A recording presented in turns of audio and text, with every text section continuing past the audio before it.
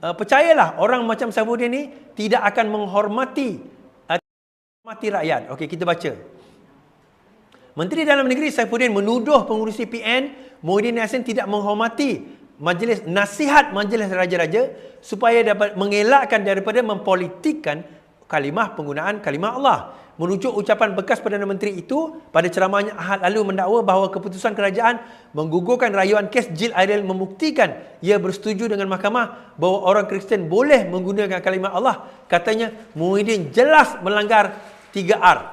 Nasihat Majlis Raja-Raja tidak lagi dimainkan isu Jill Island dan tidak boleh dipolitikkan. Ini Majlis Raja-Raja yang cakap, bukannya Saifuddin Nasution cakap. Dan yang kedua, macam saya kata tadi, Yassin cuba mengelirukan sekali lagi. Dia bukan isu kalimah Allah, Jill Island. Dia isu teknikal, bukan isu kalimah Allah. Tetapi dia masih lagi nak mengeliru.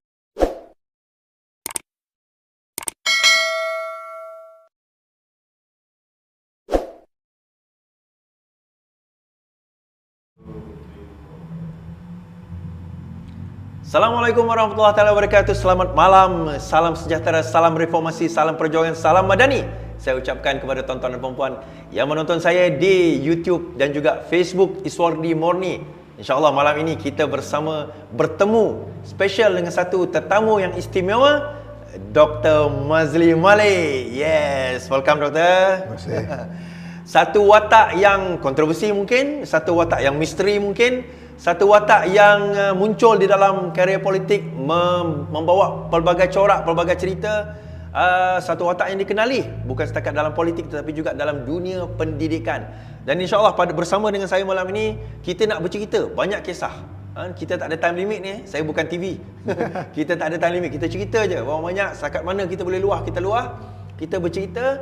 Dan ada kemungkinan benda-benda ni kebanyakannya kita tak baca, tak dengar, mungkin kita tak tahu, mungkin kadang-kadang doktor sendiri pun tak terfikir nak cerita. Kita bercerita malam ni insya-Allah. Kisah-kisah daripada awal penglibatan dengan politik, berminat taklah daripada awal sangat, daripada kecil tak adalah. Tapi pada awalnya sehinggalah kita dipilih masuk ke dalam parti, menjadi menteri, kemudian ada kontroversi, kisah-kisah, kemudian Sheraton dan sebagainya kita bawa sehinggalah ketika dan saat ini insyaAllah. Jadi insyaAllah mungkin sedikit sepatah dua kata dari doktor, silakan. Okey, terima kasih. Assalamualaikum. Salam sejahtera kepada semua. Saya ada dengar intro Is tadi misteri, kontroversi, macam Batman pula bunyi. Macam Batman.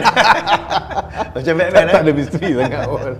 Okey, dan terima kasih kerana sudi bawa saya live, dan terima kasih kepada para penonton sekalian yang saya dikhabarkan dah jutaan sekarang bilangan. Alhamdulillah lah. Subscriber ratus ribu, tapi kalau view tu masuk ke juta lah. Alhamdulillah. Okey, doktor, tak ramai yang tahu bahawa sebenarnya kita ni bukan kenal baru sekarang. Kita sebenarnya kenal Dua dekad. Rasanya masa saya dekat UK dulu, kita dah mula berkenalan. Kita dah kenal bila saya balik Malaysia. Masa tu kita pernah, kalau doktor ingat lah, kita pernah bagi talk bersama, berkenaan dengan isu-isu tertentu kan. Palestin. Palestin lah, tentang isu Palestin. Dan lepas itu saya mula mengikuti rapat karier politik doktor bila doktor menjadi moderator kepada siri-siri apa orang kata forum, Sinar dan sebagainya. Now pada tahun awal lepas 2016-2017 ialah masa itu dah mula aktif dengan politik. Doktor mula-mula menyertai parti politik apa sebenarnya? Boleh cerita sikit tak pada awal penglibatan tersebut? Kalau ikutkan tentang penglibatan politik semenjak tercetus reformasi lah, saya rasa dia titik tolak bagi ramai orang daripada generasi kita yang boleh saya kira 40 tahun ke atas. Ramai yang tercebur politik ni semenjak reformasi lah. Sama ada pernah turun di jalan raya, pernah bermandi asid, pernah menghuni di lokap ke semua. Tapi saya kira generasi itu memang terdedah dengan itu. Dan tahun 99 saya pulang daripada Jordan, terlibat sekali ialah bersama dengan demo-demo yang dianjurkan, dan pilihan raya 99. Yes, terlibat dengan parti keadilan. Yes. Itu jam belum PKR lagi, belum keadilan parti keadilan rakyat. Keadilan. Jadi itu saya sendiri terlibat aktif lah dalam kempen-kempen dalam pilihan raya. Kemudian mengajar di UIA, biasalah kita PJ. Tapi masa tu mengajar UIA, kemudian terlibat politik tu tak ada. Tak serius. Tak serius. lah. Lebih kepada ada demo kita pergi, ada ceramah kita pergi, perbincangan-perbincangan, tapi sekadar menjadi ahli biasa. Tapi itu jam saya tak tahu macam mana, keahlian tak ada. Tak ada lah. Kita pun tak tahu Tulis kita borang. register. Betul. Borang tak ada. Tulis borang pun tak ada, tapi kita pakailah baju keadilan apa.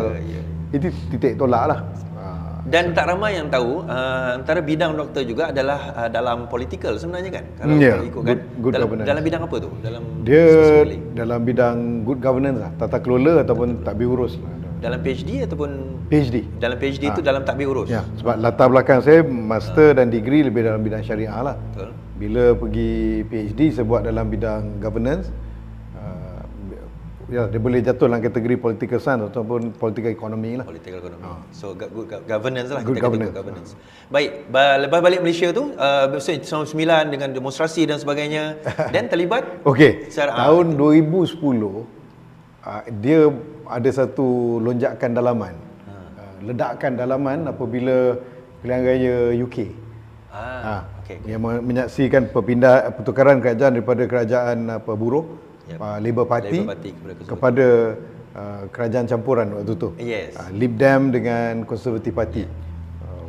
Condemn ataupun apa? Dia ada istilah-istilah ada. Condemn tu maksudnya konservatif demokrasi ataupun Libcon. Dia terserah kepada siapa nak jenamakan dia. Jadi pada waktu tu naiknya PM yang berumur, tak silap saya, 46 tahun. Timbalannya Nick Clegg 44 tahun dan juga ramai muka-muka muda. Bahkan di pihak pembangkang sendiri pun tak silap saya David Miliband waktu tu dia punya tu juga awal 40-an. Jadi dia semacam memberikan lonjakan dalaman tu, kata aku buat tentang governance, tentang politik, aku pun nampak boleh lah. Jadi bila balik tu saya mula terlibat dengan, saya kira waktu tu saya masih terikat dengan UIA. Jadi kalau nak tinggalkan UIA kena bayar bond RM1 juta.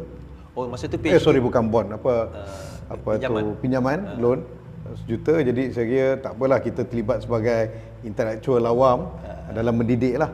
Jadi bila kita lihat politik di UK yang begitu maju ke depan, matang, saya bercita-cita untuk mematangkan rakyat dengan politik sedemikian. Maksudnya bukan lagi bicara tentang perkauman, bicara tentang benda-benda isu picisan lah, titik bengik kan. Tapi kita bicara tentang polisi, tentang hala tuju ekonomi, kita bincang tentang tata kelola, benda-benda gitulah. Itu harapan saya pada waktu itu. Dan bila kita lihat orang-orang muda yang waktu tu berada di pihak kerajaan UK dan juga di pihak pembangkang, mereka bincang perkara-perkara yang matang dan sistem demokrasi di sana agak matang. Itu saya banyaklah ada saya catatkan di dalam beberapa penulisan-penulisan saya, aspirasi untuk politik Malaysia. Dan mungkin boleh kita lihat tercerna dalam PhD saya itulah tentang good governance. Sebab ada satu buku yang tertulis terbaru, Madani Siasi. Madani. Siasah Madani. Saya baca halfway. Menarik pemikiran-pemikiran doktor ni selagi dengan pemikiran saya sebenarnya. Terutama bila menyentuh persoalan tentang politik Islam. Sebab rasanya kita tak akan dwell detail dalam tu, itu mungkin sesi lain. Terutama bagi saya nampak ada di antara gerakan politik Islam yang masih lagi terkurung dan terkongkong dalam kaedah pemikiran yang tahun 1920-an punya gerakan Islam. Terutama kalau kita faham dulu seperti Ikhwanul Muslimin, Jamaatul Islami sebagainya, tulisan-tulisan Said Qutb yang awal, Muhammad Qutb dan sebagainya, yang nampak lebih orang kata lebih konservatif berbanding dengan contemporary punya penulis seperti Dr. Yusuf Al-Qaradawi dan sebagainya kan. Dia pada waktu tu kalau kita perhatikan pemikiran-pemikiran itu lebih berkembang suatu perang dingin. Ni saya global lah. Okey. Perang dingin dan di zaman kemerdekaan negara-negara dunia ketiga yang dijajah. Jadi kalau kita lihat mereka punya wahana, mereka punya wacana mereka, diskurs lebih berkisar tentang revolusi sebenarnya. Betul, revolusi. Revolusi. Dan cuba didapatkan legitimasinya dengan kejatuhan di tahun 20-an Khalifah Uthmaniyah semua. Jadi mereka cuba mengambil legitimasi terhadap perjuangan revolusi atau kemerdekaan dengan mengaitkannya dengan kejatuhan khalifah lah.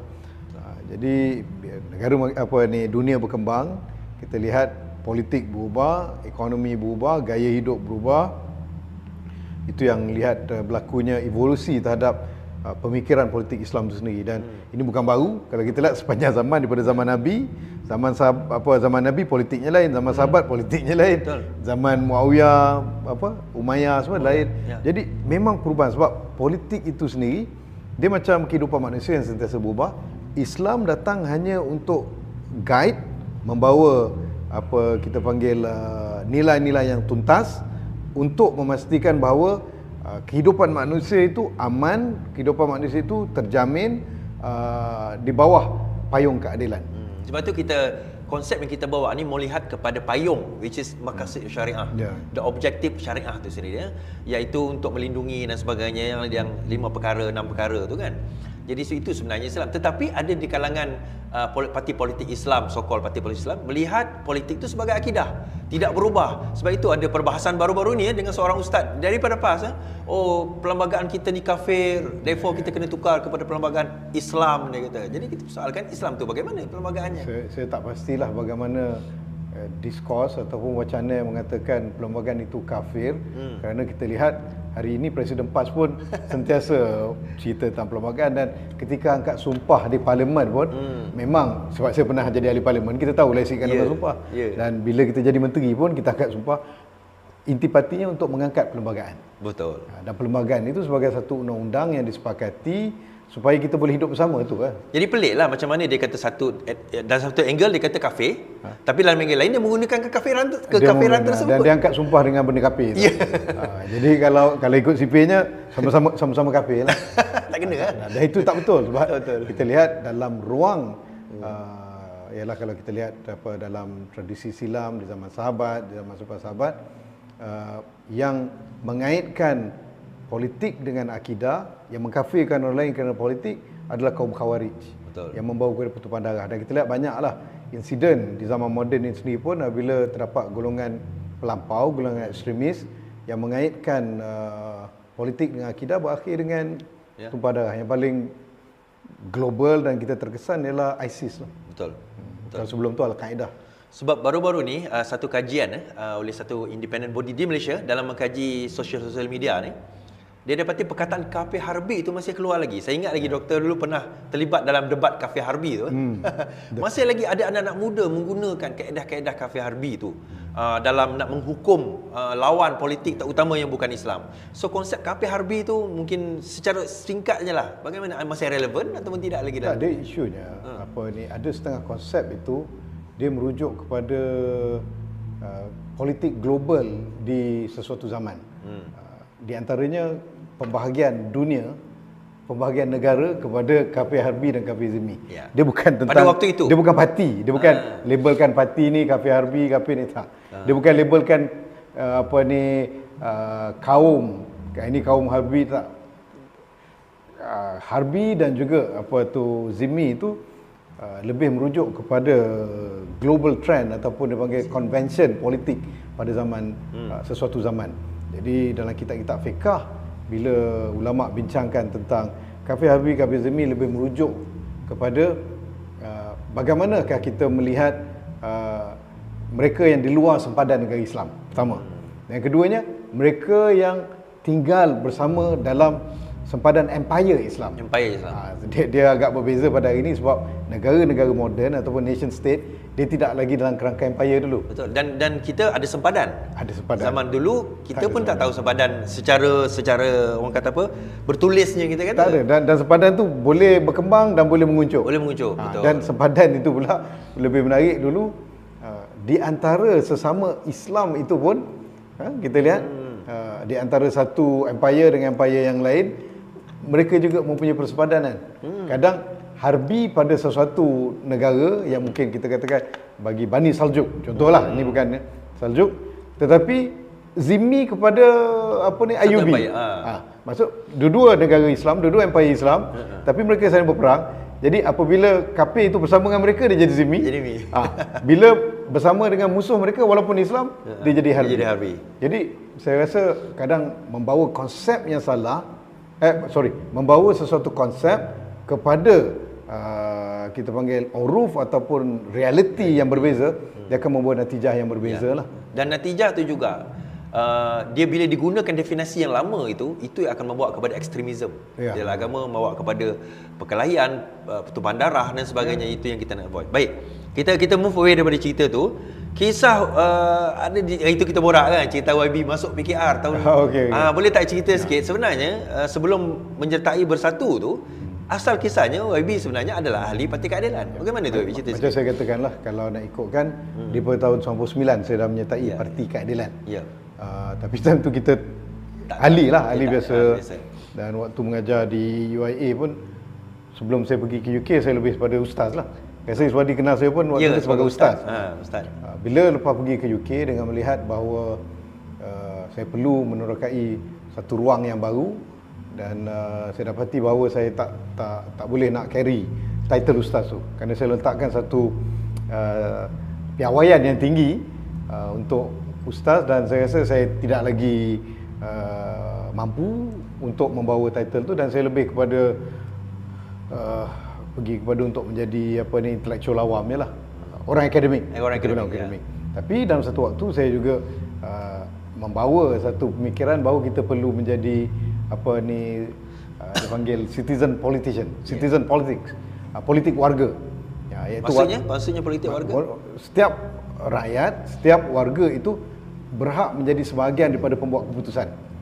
So dia pun boleh mengemukakan pandangan, boleh mengkritik. Sama ada dia masuk parti atau tak masuk parti, dia sebagai ahli akademik ataupun sebagai ahli perniagaan, ataupun dia sebagai, mungkin kita panggilkan orang kampung biasa, siapa pun dia. In fact, e-hailing baru-baru ni kan ada budak tu dia naik kan, dia cakap Perdana Menteri, kami punya rate sekian, tolong runding sekian. Itu mungkin itu politik warga. Tetapi saya pulang daripada UK 2011, Januari 2011, saya paling awal telah dilamar oleh saya katakan DAP lah. DAP. Sebab mungkin waktu berada di UK saya lebih terlibat dengan Liberal Democrat Party. Dia bukan kan, liberal tu bukan merujuk kepada yang orang Malaysia faham liberal minum lah apa, tak bukan. Liberal yang dimasukkan dia lebih kepada politik dan juga lebih kepada ekonomi. Jadi bila Lib Dem, dia gabungan di antara kiri dan kanan, dia mengambil sentris. Mengambil center dan kebetulan Lib Dem di UK agak pro Palestin dulu.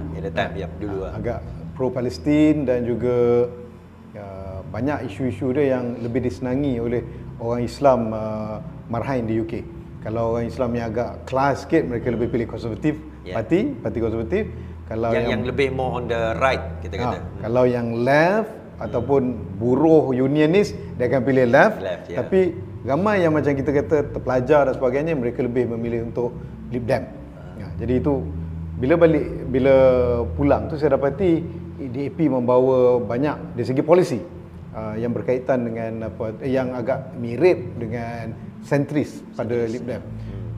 Tetapi saya lebih berkawan dan rapat, sehingga dan mereka banyak pada saya memberikan inspirasi semua. Cuma yang agak serius melamar untuk saya bertanding adalah Parti Keadilan lah. Pada waktu itu saya ingat ini kita cerita semua lah. Cerita tak apa. Reveal all. Hujung 2011, waktu hampir Christmas, saudari Nuriza dengan bekas suaminya Raja Syaril bertemu dengan saya. Dia kata general election just around the corner.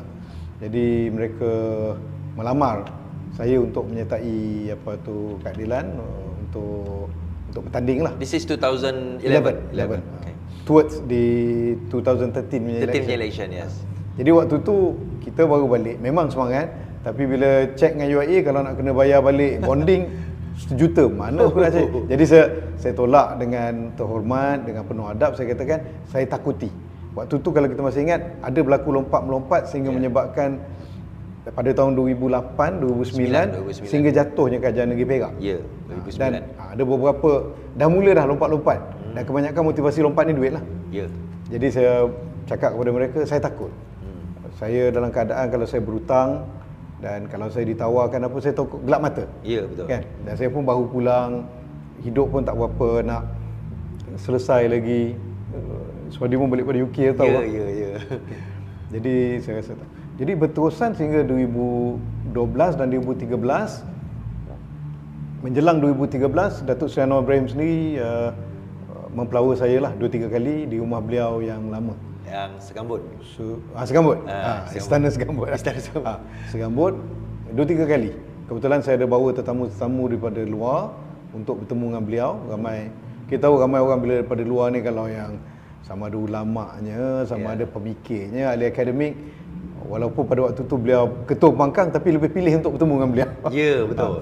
Jadi bila saya bawa mereka jumpa, setiap kali bawa Datuk Seri waktu tu akan timbulkan isu lah, sehingga menjelang pilihan raya 2013, waktu 2012 saya bawa tetamu, waktu tu penasihat kepada Sultan Oman yang lama, Sultan Qaboos, sahabat saya. Jadi Datuk Seri cakap dengan kawan tu lah, dia kata, please tell your friend Mazli ni, ask him to join. Kita, we want to change the government, we want to save Malaysia semua. Jadi waktu tu rakan saya pun dia kata, oh, it's up to him lah, kata he knows better than me. Itu dah mula, sehingga kan saya rasa mungkin selepas 2013 saya tak jadi sertai lah, tapi hubungan baik. Saya masih berhubung. Masa tu masih lagi nak membina kehidupan sebenarnya, kita kata. Masih berhubung. Kalau di pihak keadilan, walaupun saya rapat dengan kawan-kawan DAP, tetapi dengan keadilan ni dia lebih intim, kerana mungkin kita katakan terdapat beberapa latar yang mengikat. Jadi contohnya hubungan saya dengan Datuk Seri dan juga ialah Kak Wan waktu tu ahli parlimen Pandan. Pandan. Ya, rasanya. Tapi dengan Datuk Seri, ketika beliau dimasukkan semula ke Sungai Buloh, waktu tu saya telah diminta oleh penjara Sungai Buloh untuk memberikan sesi kaunseling ataupun sesi rehab kepada tahanan SOSMA. Doktor ada masuk ke dalam, maksudnya ada ada contribution juga dengan penjara Sungai Buloh dari segi memberikan rehab kepada tahanan SOSMA. Kaunseling tak boleh sebab saya bukan kaunselor. I'm not a licensed counselor. Nak bagi ceramah pun saya bukan ustaz lagi. Betul. Jadi yang mereka minta untuk rehab program sebahagian pada proses pemulihan, kerana itu antara bidang yang saya tulis dan saya lakukan kajian. Kan? Jadi setiap rehab session atau sesi rehab, selepas itu Datuk Seri akan ambil sejam untuk bertemu saya. Dia dalam doktor rehabkan SOSMA punya tahanan tu akan berjumpa dengan Datuk Seri. Sebab program rehab itu di sebelah pustakaan. I see. Dan setiap hari Khamis memang Datuk Seri akan berada di pustakaan. Beliau pakai baju putih lah, banding orang lain pakai baju purple semua.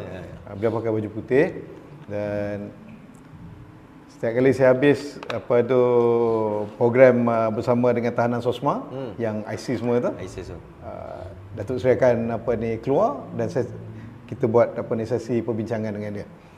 Cuma menarik, saya terhutang budi dengan Datuk Seri. Sesi pertama saya dengan tahanan SOSMA, mereka begitu hostile, tak nak cakap, tak layan. Dia agak ingat saya pun the purpose of berjumpa tahanan SOSMA ni nak bawa dia keluar untuk masyarakat ke, nak overturn dia orang ke? Untuk gini, dia sebahagian pada proses yang Kementerian Dalam Negeri pada waktu tu lakukan untuk neutralisasikan pemikiran mereka. I see. Yalah. Mereka hantar beberapa penceramah semua, tapi penceramah ni menjadikan mereka lebih radikal. Contoh pada waktu tu Zamihan masuk semua kan. Jadi dengan dia punya pendekatan tu menyebabkan orang-orang ni lebih hostile. Jadi bila saya pergi, mereka ingatkan saya serupa macam itu. Kita pendekatan kita profesional dan juga akademik lain kan. Ya, betul. Tapi mereka masih tak layan. Sehinggalah sesi kedua, Datuk Seri Anwar lalu dekat kami punya bilik, dia ternampak saya. Dia terus buka pintu, dia kata, Mazli, kata, you buat apa kat sini kan? Saya kata, ni saya rehab dengan saya lakukan sesi. Memang tak plan lah, memang tak tahu pun tak tahu akan berlagu hubungan tu. Dia kata saya buat sesi rehab dengan tahanan SOSMA. Okey, dia dengar macam tu, dia kata, awak semua dengar cakap Mazli. Dia bukan orang kerajaan. Oh, dia cakap dengan dia kata ini ulama yang boleh dipercayai. Saya kata saya bukan ulama, Datuk Seri. Kata tapi tak apa. Dia Islam dia boleh dipercayai. Oh, Datuk Seri cakap tu. Kesan daripada itu barulah mereka nak interaksi dengan saya. Dan tahanan Sosma ini dia pelbagai jenis. Kalau betul-betul yang pure radikal, seorang dua saja. Yang selebih daripada 60 itu orang yang kata-kata wrong time at the wrong place. Kerana mereka memiliki stiker ISIS kena tangkap, IO buat report apa, bawa mahkamah, dia jatuh bersalah. Ada buku macam tahanan itu, ada buku. Ada buku, kadang-kadang mereka download daripada internet, ada simpan gambar semua. Ataupun separuh tu kirim wang kepada abangnya yang berada dekat Syria. Ada yang membiayai keluarga orang yang pergi Syria. Jadi dia guilty by association. Bila bawa ke mahkamah, malangnya pada waktu tu mahkamah bergantung kepada penasihat pakar, tanpa perlu saya sebut nama lah. Yang menasihatkan kepada kerajaan pada waktu tu bahawa orang ni bersalah. Akhirnya mereka dijatuhkan 7 tahun, 15, 20 tahun, yang mana saya lihat pada waktu tu akan meradikalkan mereka lebih lagi. Sebab dia duduk dalam satu compound. Daripada tak radikal akhirnya jadi radikal. Tapi nak ceritanya, yang ramainya kat situ merupakan orang biasa. Dan mereka tak radikal pun, cuma ialah minat macam itu, trending kan. Dan mereka ni begitu kagum dengan Datuk Seri Anwar. Jadi bila Datuk Seri Anwar cakap macam gitu, selepas tu baru mereka terbuka untuk bincang. Jadi itulah. Dan maksudnya nak cerita hubungan dengan Datuk Seri Anwar ni, dalam Sungai Buloh pun ini orang lain tak ada privilege seperti itu. Dan Doktor pun tak ada cerita tempat lain ni. Ni first time kita saya terbuka lah. Saya teringat waktu saya cerita kepada waktu saya Menteri Pendidikan, saya cerita kepada Perdana Menteri pada waktu tu, yang kita tahu sikapnya terhadap Datuk Seri Anwar. Terkejut, dia kata, you jumpa dengan Anwar dalam penjara. Agaknya kalau saya beritahu dia awal-awal, saya tak dapat jadi Menteri Pendidikan. Tapi dia terkejut, saya kata, saya jumpa dia, kata dia selalu ada kat library buat sesi dia. Oh, you come back dengan Anwar, kata. Oh, dia tak tahu. Dia tak tahu. Jadi bila cerita tu biasalah ada yang cucuk kan. Okay, kita bawa cerita yang macam mana daripada PKR tu tiba-tiba dan nak cerita PKR, secara rasmi saya menjadi ahli, saya didaftarkan oleh ahli Parlimen Nampang pada waktu itu. Zuraida. Kak Zu. Okey. Dia daftarkan saya dengan isteri saya semua hidup. 2017.